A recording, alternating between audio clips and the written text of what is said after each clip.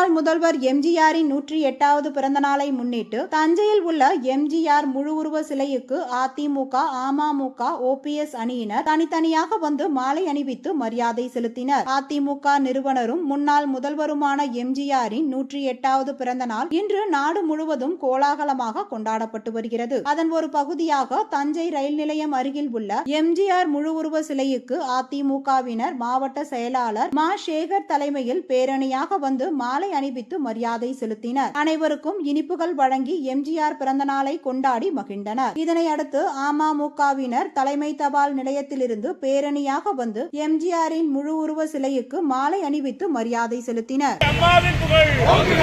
doctor